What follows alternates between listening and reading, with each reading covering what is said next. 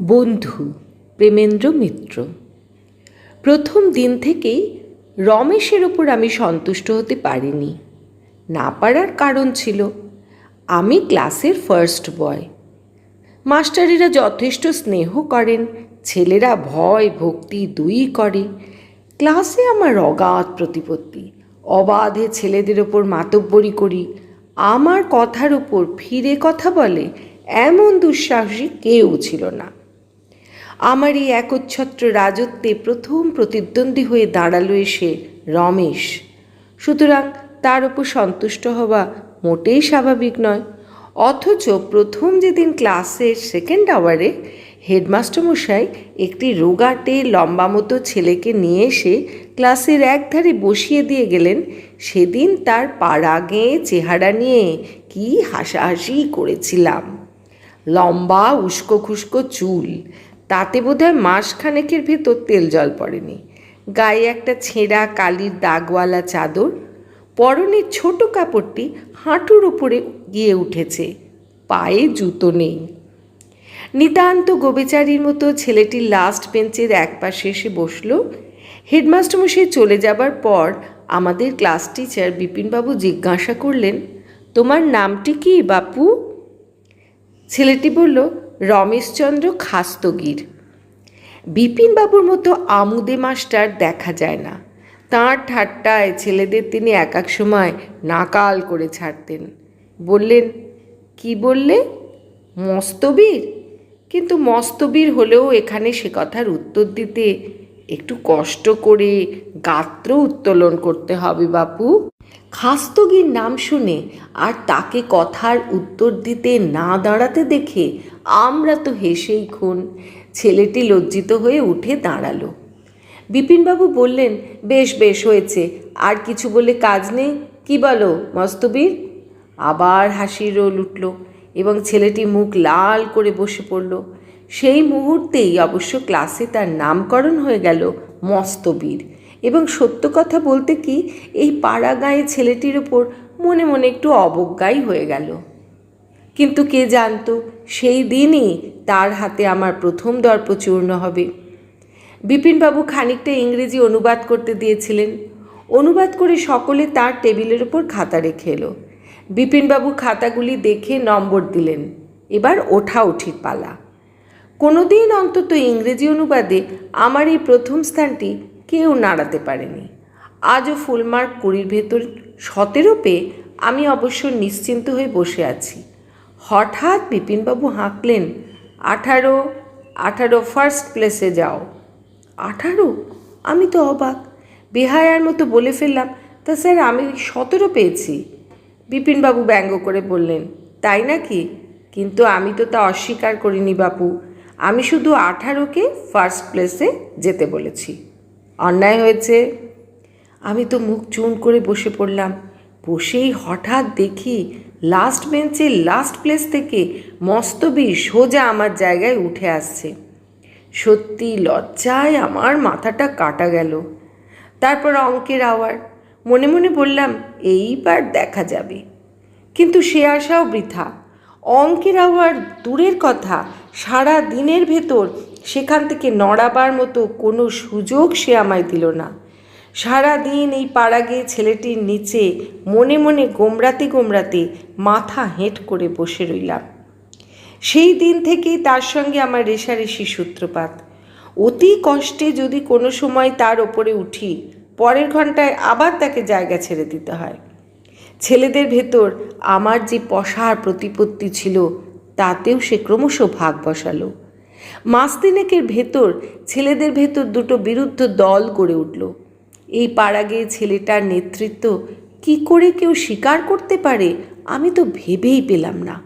কিন্তু দেখা গেল ধীরে ধীরে তার দল বেশ পুষ্ট হয়ে উঠেছে।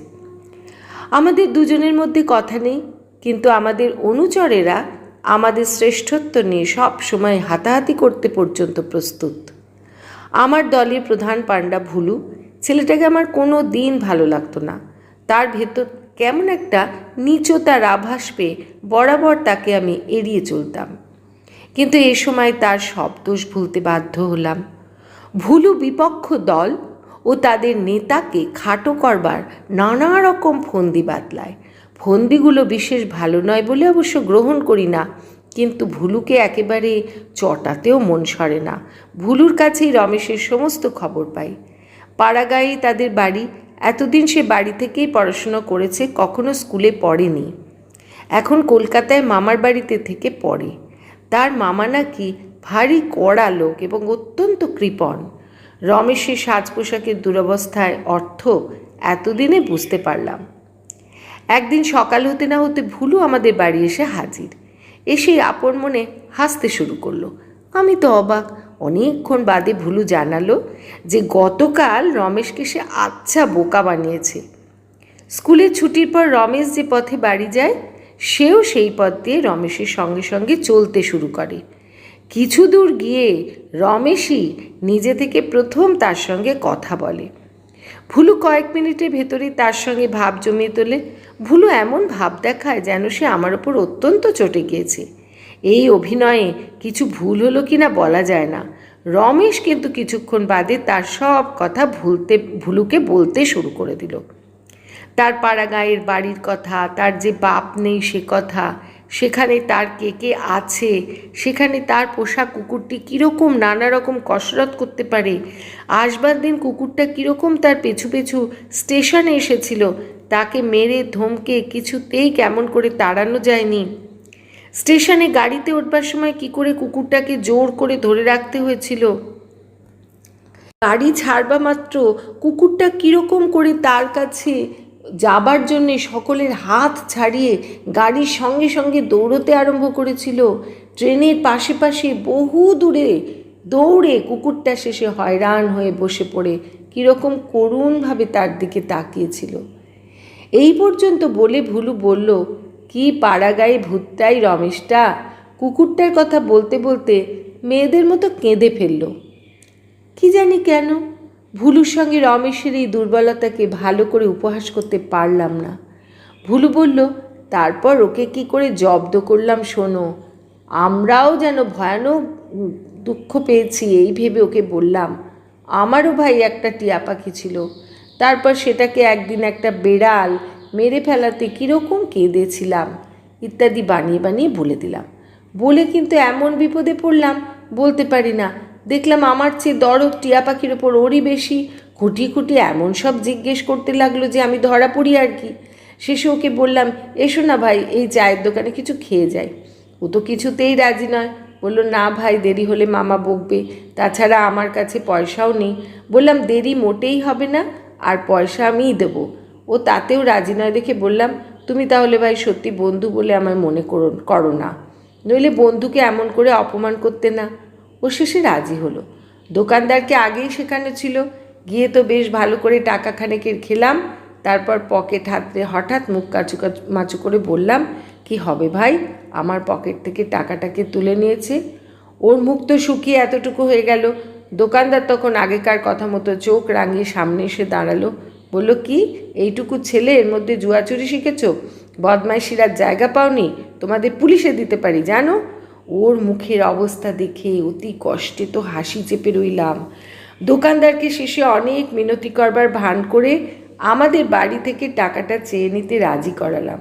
দোকানদার আমাদের দুজনের নাম ঠিকানা লিখে নিল। আজই ওর মামার কাছে টাকার তাগাদায় যেতে শিখিয়ে দিয়েছি। ওর মামা কি কৃপণ জানিস তো, যা মজাটাই হবে। সত্যি এবার ভুলুর ওপর অত্যন্ত রাগ হলো।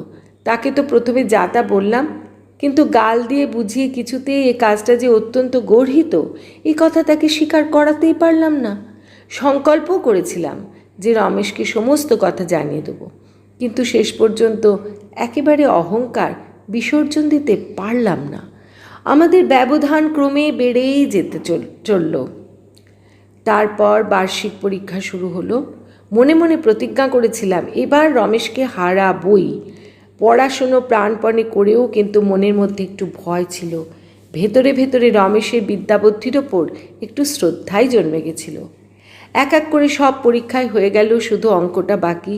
সমস্ত পরীক্ষার ফল যা জানতে পেরেছিলাম তাতে রমেশের নম্বরই আমার চেয়ে কিছু বেশি হয়। অঙ্কে তার চেয়ে বেশি নম্বর না পেলে কিছুতেই তাকে হারানো আমার পক্ষে সম্ভব নয়।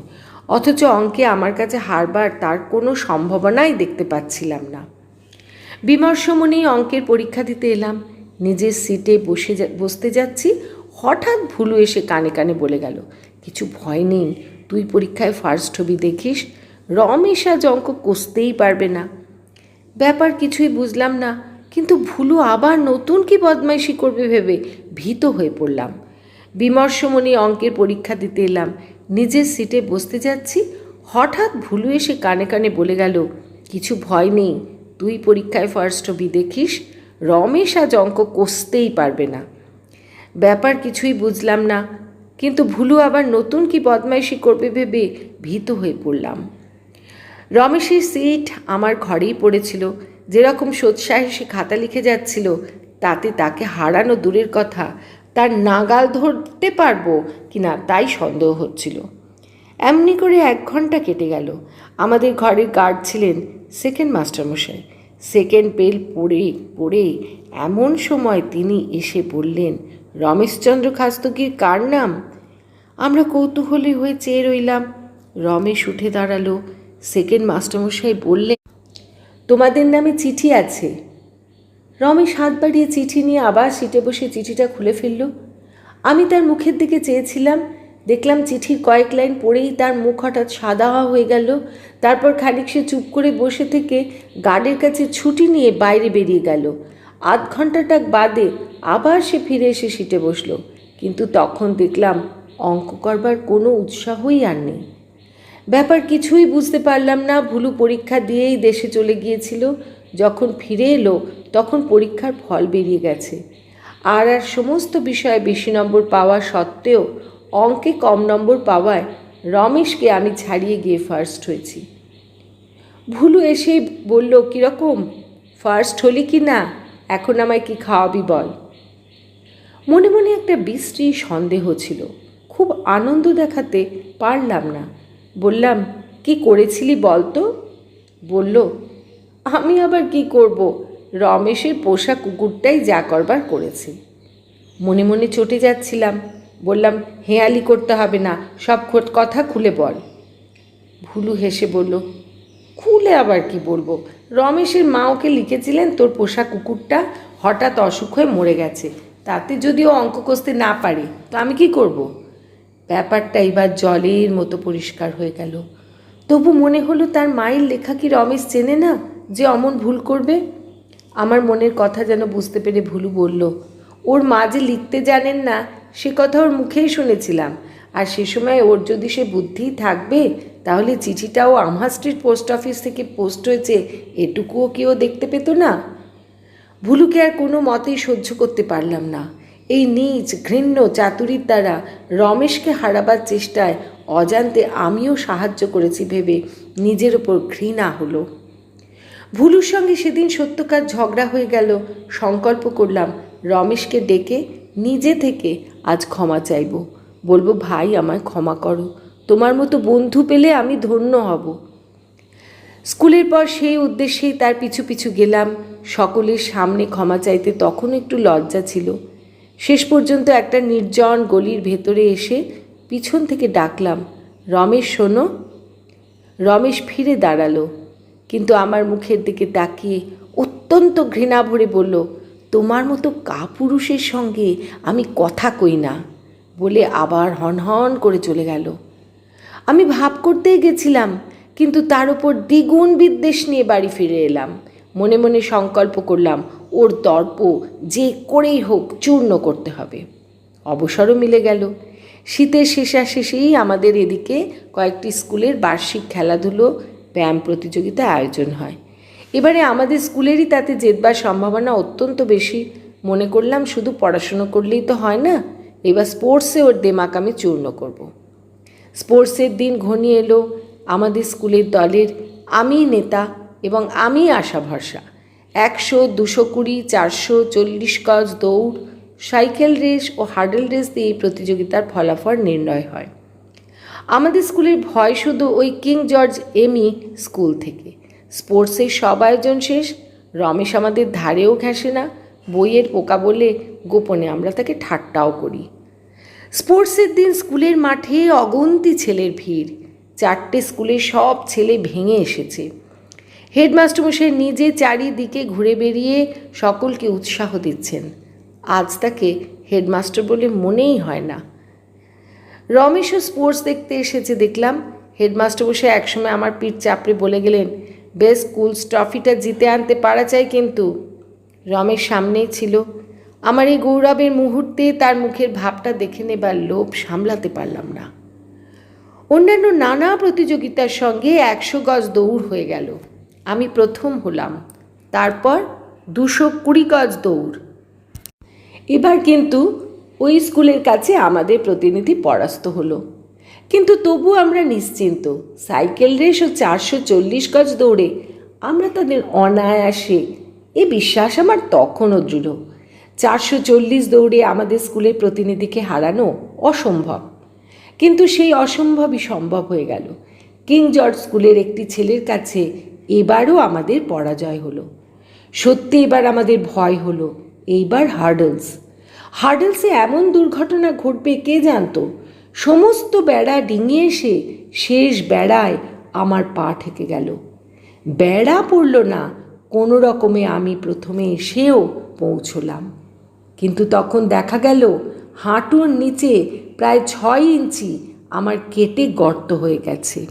শেষ বেড়ার গায়ে কোথায় একটা পেরেক ছিল, তাতে লেগেই এই কাণ্ড। রক্তে মাটি ভেসে গেল এবং অনেক কষ্টে ব্যান্ডেজ করে রক্ত যখন বন্ধ হলো, তখন ডাক্তার বললেন এই পা নিয়ে সাইকেল চালানো কিছুতেই যেতে পারে না। কিন্তু না গেলে উপায় কি? আমি ছাড়া কিং জর্জ স্কুলকে পরাস্ত করবার যে কেউ নেই, আর সাইকেল রেসে না জিতলে তাদের হাতেই যে ট্রফি চলে যাবে। হেডমাস্টার পর্যন্ত ব্যস্ত হয়ে উঠলেন, কিন্তু ছেলে কোথায়? সাইকেল রেসের ঘন্টা বাজলো। হেডমাস্টারমশাই বললেন, দাও যাকে হোক পাঠিয়ে। আর কি করবে? এমন সময় রমেশ এসে মাথা নিচু করে বলল, আমায় একবার চেষ্টা করতে দেবেন কি? হেডমাস্টারমশাই বিরক্ত হয়েছিলেন, ধমকে উঠে বললেন, একবার চেষ্টার কথা তো নয় বাপু, একবারই শেষবার। তুমি কখনো সাইকেলে চড়েছ? রমেশের মুখ লাল হয়ে উঠল। বিনীতভাবে বলল, হ্যাঁ বোধহয় পারব। হেডমাস্টারমশাই রাজি হচ্ছিলেন না, কিন্তু আমি বলে কয়ে রাজি করালাম। কোনো সাধু উদ্দেশ্যে নয়, স্পোর্টসে মাথা গলাতে আসার ধৃষ্টতার জন্য রমেশকে একটু শিক্ষা দেবার উদ্দেশ্যেই রাজি হলাম। মনে হলো তার একটু অপদস্থ হওয়া দরকার। প্রকাণ্ড মাঠের চারিধারে 8 বার সাইকেল চক্র দিতে হবে। প্রথম চক্র শেষ হলো। রমেশ দেখলাম সাইকেল চালাতে জানে না এমন নয়, কিন্তু সে যেভাবে সকলের পিছু পিছু চলেছে তাতে ফার্স্ট হওয়া দূরের কথা, সবকটা চক্র শেষ করতে পারবে কিনা সন্দেহ। সে অপদস্থ হবে জেনেও এখন কিন্তু খুশি হতে পারছিলাম না। স্কুলের এত বড় পরাজয় মনে বড় বাজছিল। পঞ্চম চক্র থেকে কিন্তু পরিবর্তন দেখা গেল। এক এক করে সকলকে ছাড়িয়ে রমেশ সকলের আগে চলে গেল এবং ক্রমশ পেছনের দল থেকে তার ব্যবধান বাড়তেই লাগলো। তার বিরুদ্ধে সমস্ত বিদ্বেষ ভুলে স্কুলের জয়ের আশায় উল্লসিত হয়ে উঠলাম। ষষ্ঠ চক্রের শেষে দেখা গেল রমেশ এত দূর এগিয়ে গেছে যে অন্য সকলের পক্ষে তাকে ধরা অসম্ভব।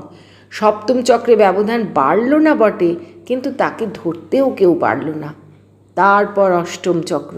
রমেশ এখনও এগিয়ে, কিন্তু ধীরে ধীরে কিং জর্জ স্কুলের ছেলেটি ব্যবধান কমিয়ে আনছে দেখা গেল। দুই স্কুলের ছেলেরা চিৎকার করে দুজনকে উৎসাহ দিতে লাগলো। চিৎকার করে বললাম, রমেশ আরেকটু, কিন্তু হলো না। উইনিং পোস্ট থেকে মাত্র 30 গজ দূরে এসে হঠাৎ রমেশের সাইকেল টাল খেয়ে একেবারে কোর্সের ধারে ছেলেদের ভিড়ের ভেতর এসে পড়ল। কিং জর্জের ছেলেটি তাকে পার হয়ে উইনিং পোস্টে প্রথম গিয়ে পৌঁছল। রমেশ সাইকেল থেকে কাত হয়ে পড়ে গেছিল। দৌড়ে গিয়ে তাকে তুলে ধরে দেখি সে অজ্ঞান হয়ে গেছে। মুখে জল টল দিয়ে কিছুক্ষণ বাদে তার জ্ঞান ফিরে এলো।